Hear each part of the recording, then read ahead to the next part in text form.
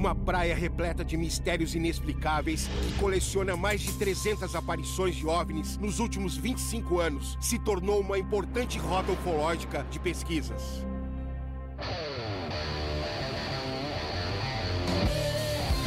Meu nome é Fred Morsch, terráqueo, brasileiro e mochileiro ufológico.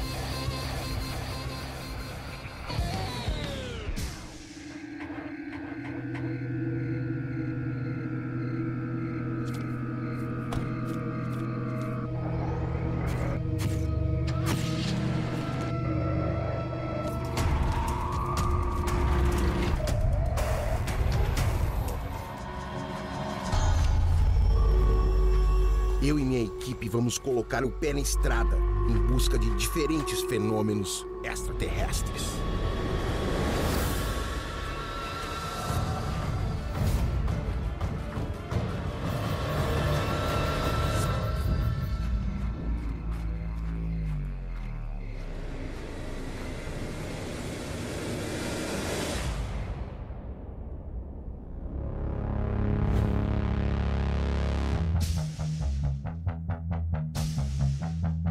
Marcas de pousos em ninhos de naves, estranhos ataques a animais domésticos, pesquisas biológicas, círculos de luz e grandes esferas flutuantes de energia registradas por dezenas de câmeras de segurança. Peruíbe, litoral norte de São Paulo, região que ao longo dos séculos preservou histórias de contatos entre os povos indígenas e os caminhantes do céu.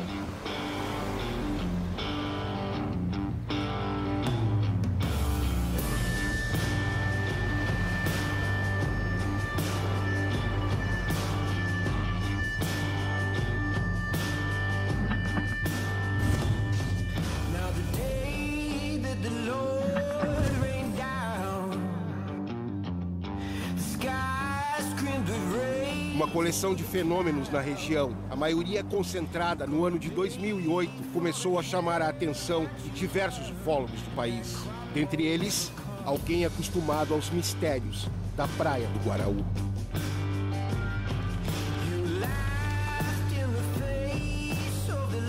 Nós paramos o carro bem aqui nessa praia, aquela praia escura, né? Uhum. Exatamente. Aí, só que a noite estava chuvosa, estava mais ou menos a mesma coisa assim, estava uma chuvinha muito fina. Mesmo assim, eu cheguei aqui, montei uma filmadora, e a primeira coisa que me chamou a atenção foi uma luz azul que estava mais ou menos lá, naquela posição ali, exatamente, bem ali. Entre essas duas ilhas aqui. Essas duas ilhas, né?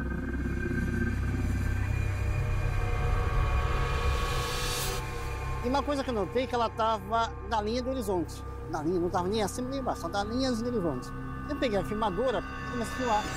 Eu vi que tinha essa luz azul e embaixo dela tinha duas luzes brancas que piscavam muito rápido, uma em cima e embaixo. Muito rápido. Que coisa é essa?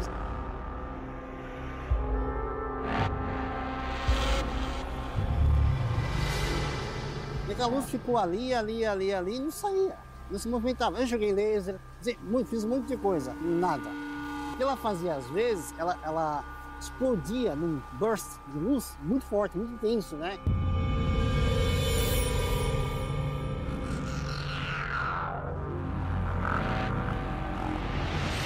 Tem um outro caso ainda do bairro São José que eu queria que tu me falasse sobre ele. O pouso.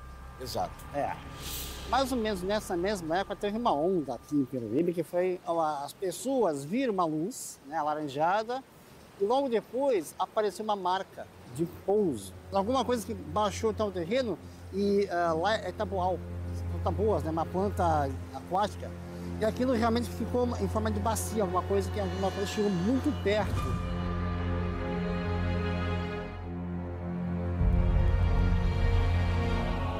Como se fosse uma elipse. É. Só que quando eu cheguei lá, né, já fazia um tempo, eu já tinha entrado, já tinha pisado, tinha muita gente. Eu acho que para você, a melhor pessoa, eu vou te indicar, é o Paulo Aníbal, porque ele foi o primeiro a chegar lá. Sim. Quando ele chegou lá, não tinha ninguém ainda, ninguém pisou. O fato mais importante que eu considero em 2008 foi um pouso de um objeto em cima de um terreno, de um tabual, no Baixo São José. diversidade de fenômenos ufológicos de Peruíbe motivou ufólogos a mapearem as regiões de maior incidência para futuras pesquisas. E dentre os mais de 300 casos registrados, o do bairro São José talvez seja o mais intrigante de todos.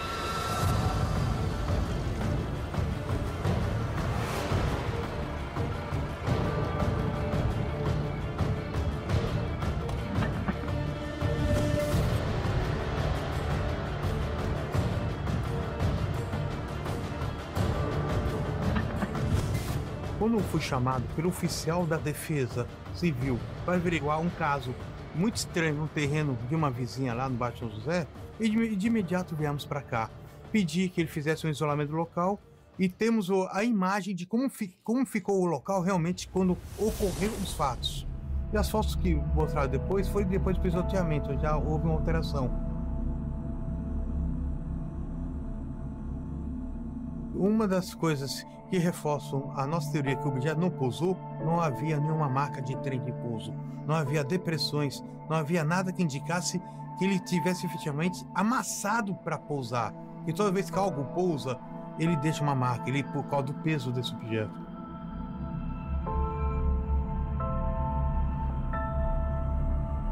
E outro detalhe muito importante: se o objeto tivesse pousado efetivamente, teria queimado todas as plantas, o inteiro. O que aconteceu é que somente as pontas foram queimadas. E numa análise posterior, como o especialista falou, essa queimação não é da própria planta. Alguma coisa incandescente acima de 100 graus queimou essas plantas. E outra coisa, o total do tamanho dessa marca ficou quase 15 metros. Teve até gente que fotografou a menos 50 metros esse objeto, que deu a descrição, parecia um peão invertido, porque ele parece ter uma base muito larga embaixo e afunilado na ponta em cima.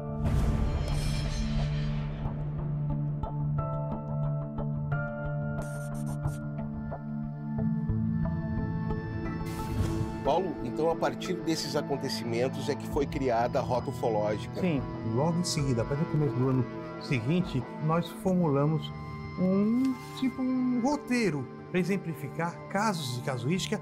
Foi uma série de acontecimentos onde as pessoas viram objetos estranhos, perto e de longe, até sobre o mar.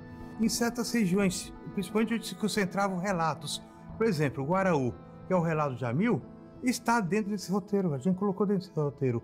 As ruínas do Abarebebê, que é um sítio arqueológico, talvez o mais importante aqui da região, é um ponto de grande avistamento de OVNIs.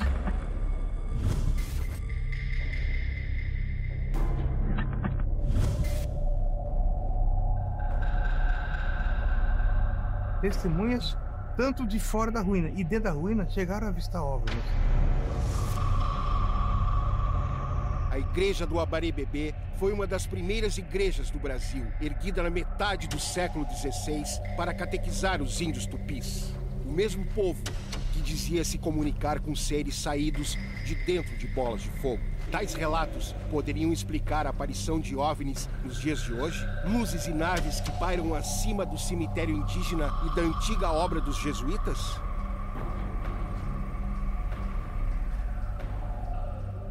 Até formular esse roteiro, a gente já conhecia 300 casos na região.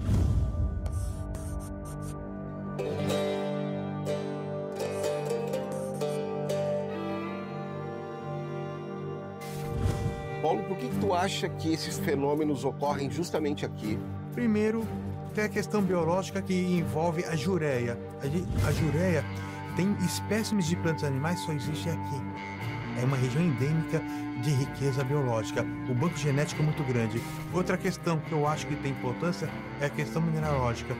Por exemplo, por alguns anos, o Departamento Nacional de Pesquisa Mineral soltou autorizações para a prospecção de certos minérios. O último, que faz parte da Liga do Titânio. O titânio é uma liga estratégica.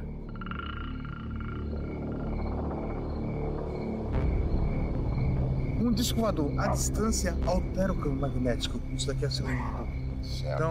Então ele tem esses mecanismos. E outra coisa que vale a pena enfatizar que houve um blackout aqui na região. Que momento foi esse blackout? Foi durante a noite, sei lá, foi durante a noite, no momento que estava observando esse objeto.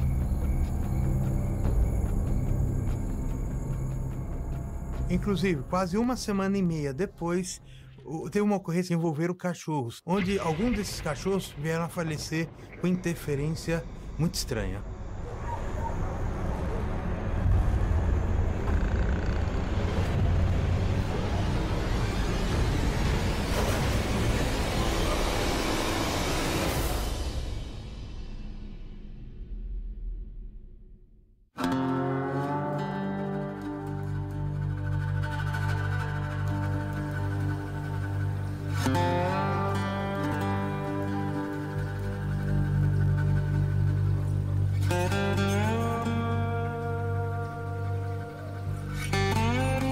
Espaço de preservação onde a natureza encontrou a paz, até o dia em que a paz foi abalada por algo estranho e desconhecido.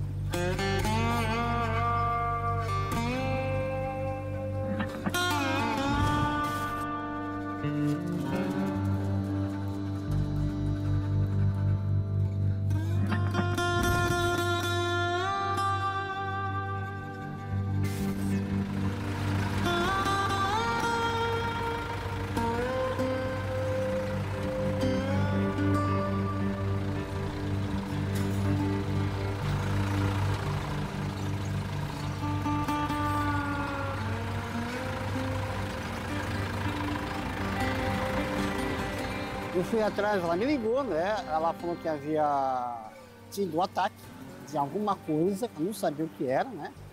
E 4 ou 3 cachorros tinham realmente sido atacados e mortos. Aí eu falei, quanto tempo? Mais uma semana mais atrás, né? Eu falei, mas vou fazer o que aí? Ah, eu guardei os cachorros para você. Eu guardou onde? No freezer. Ah, vamos lá. Em especial, eu gosto muito dessa foto porque ela indica como ficou configurado a questão do cadáver do cachorro. Não havia justificativa que explicasse de maneira natural essa situação. Foram atacados, mas umas mordidas, um ferimento estranho, né? E ela mesmo relato foi visto um ser bípede que teria se envolvido nessa ocorrência, onde morreram 5 cachorros e um saiu vivo.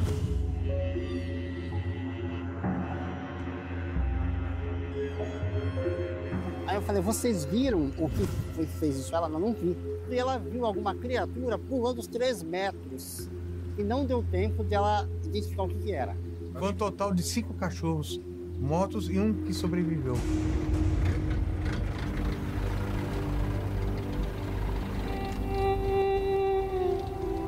O sítio de Chalana Machado é um santuário de animais abandonados e que sofreram maus tratos. Mais de 700 cães de rua. O que não se podia imaginar é que tais animais cuidados e aparentemente seguros fossem então atacados e mortos por uma criatura desconhecida.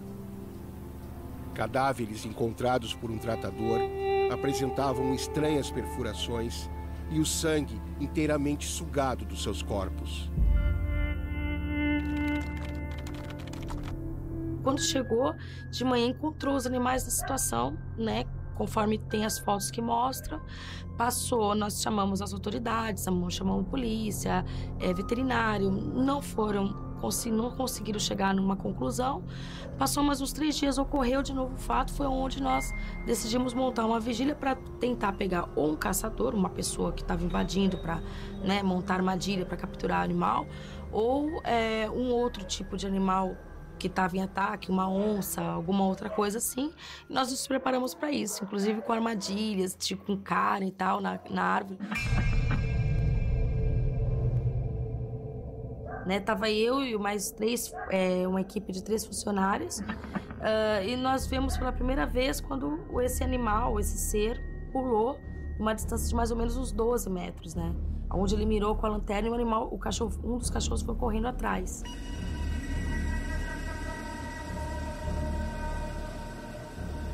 Foi quando nós vimos o ser e decidimos chamar o pessoal do ufológico lá da equipe do Guarujá. Ele tinha uma pele lisa, como se fosse uma pele de foca, parecendo com uma cara de morcego, umas orelhas pequenas, meia pontuda, os pés deles pareciam esses pés tipo de canguru, que dava de 2 pernas e com a mão meio assim, mais ou menos 1,30 m.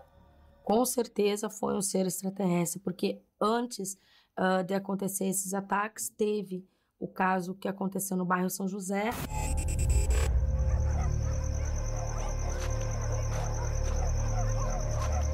O misterioso ataque aos cães, testemunhado por Chalana e os tratadores, no intervalo de 1 semana do caso do bairro São José, seria mesmo uma criatura deixada por extraterrestres interessados em fazer experiências sobre o habitat do nosso planeta? Na hora que o pessoal do grupo de ufologia veio, né, no caso foi o Wallace e o Jamil, eles colocaram uma pinça daqui, da onde estava, bem próximos das artérias. Foi choque hipovolêmico, entendeu? A morte por falta de sangue. O ataque ocorreu num canil hoje desativado. Os corpos dos animais foram achados próximos à parede do lado de fora, embora as trancas de suas baias permanecessem fechadas. Bop foi o único cão sobrevivente.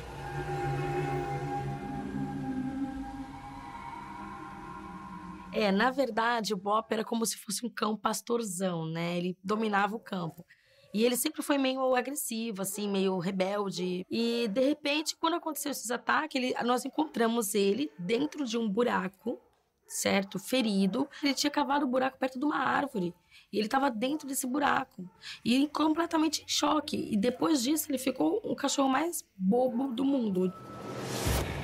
Se por um lado, o sítio do projeto Anjinhos da Rua, no bairro São José, estão na rota ufológica de Peruíbe, por outro, um local entre os dois pode ser considerado um ponto extraoficial de avistamentos de fenômenos extraterrestres.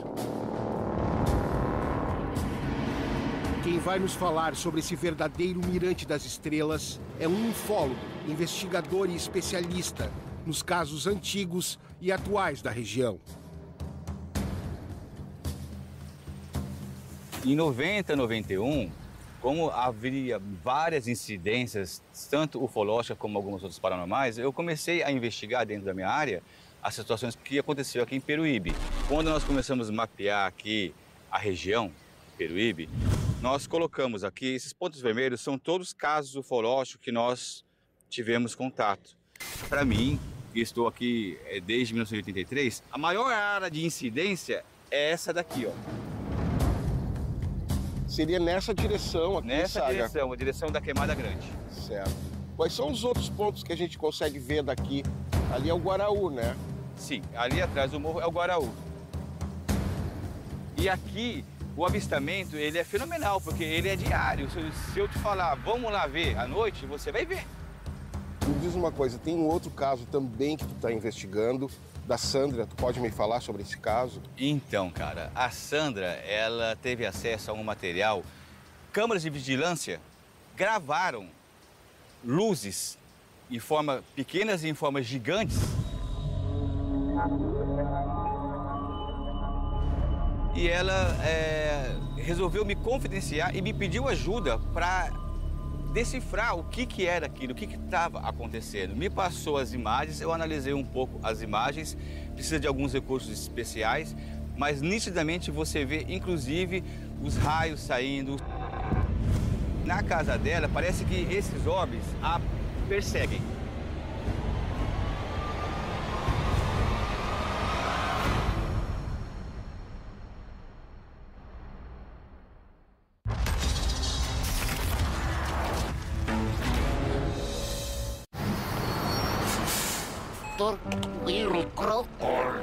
Sorry? I don't understand. Excuse me.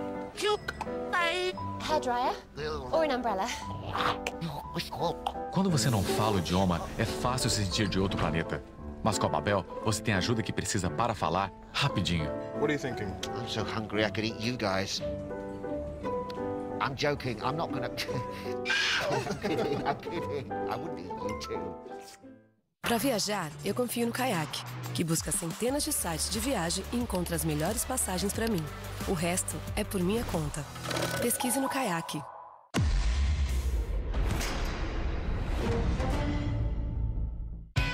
domingo. 250. Qual é?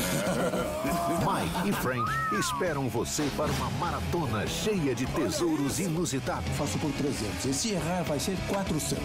Tá nas suas mãos. Não perca. Maratona Caçadores de Relíquias. Domingo, a partir das 7 da noite, no History.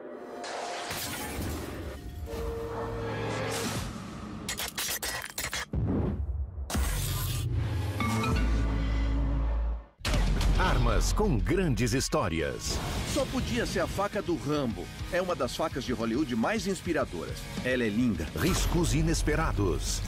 Sinceramente, meu coração parou. Apostas mais ousadas. Eu tô vendo a minha lâmina e a lâmina do Tristan. Os jurados estão muito bravos e eu tô pensando, tá bom, o que é que tá acontecendo aqui? Novos desafios. Novas competições. Desafio sob fogo. Toda terça, às 10h20 da noite, no History.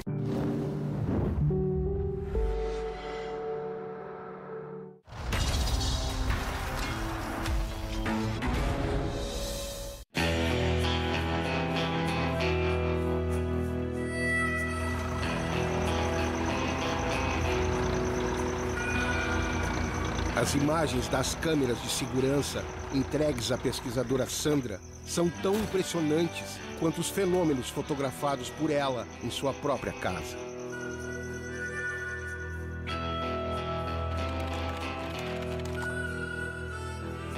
Bom, foi no ano de 66, na cidade de Piracaia.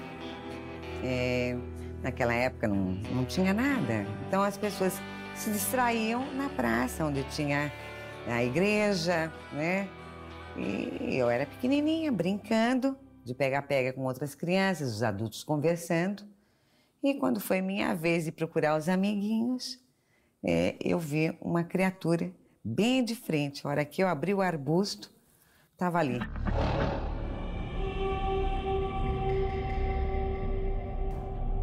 Abaixadinho, vermelhinho, meio amarronzado, com o olhinho vermelhinho. E daí gritei muito. A impressão, a gente não sabe porque é pequeno, né? Mas a impressão que eu tive é que ele se assustou também, que ele ficou paralisado. Daí os adultos começaram a procurar, mas não acharam mais nada. Depois do primeiro contato, a gente é criança e acaba se esquecendo. Mas ao longo, enquanto eu fui crescendo, foram acontecendo outras coisas. E daí eu comecei a pensar no assunto. Então eu comecei a ver.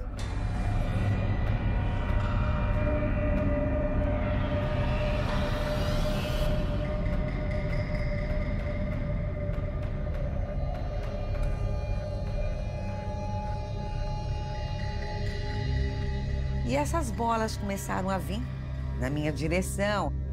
É mais ou menos um tipo de plasma, uma energia.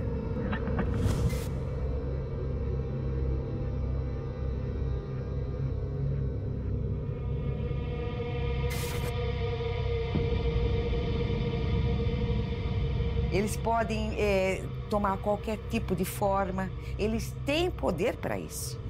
Então, vem, tá? E fica em cima da minha casa. E logo em seguida eu já começo a ver os orbes. Eles aparecem no telhado, eles aparecem dentro da casa. A gente fotografa eles sempre assim numa interfase. Eles nunca estão fixos, eles são meio transparentes. Você vê que eu tenho umas fotos aí que me toma inteirinha.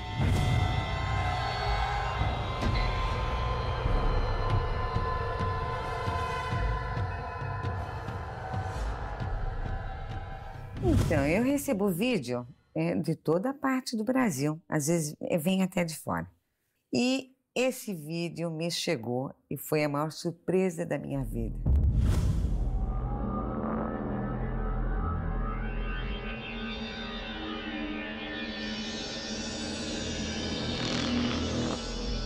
Eles tomam conta de 23 câmeras de segurança e numa dessas vigias dele lá, ele se deparou com uma bola gigantesca.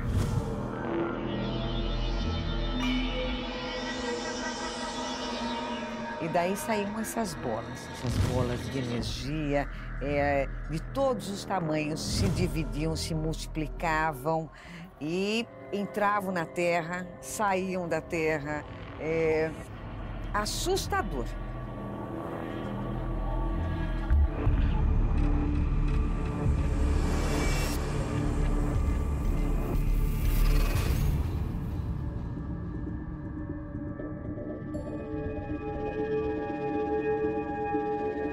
Sandra entregou os vídeos das câmeras de segurança para que o ufólogo Suzeliton Saga investigasse o fenômeno dos olhos.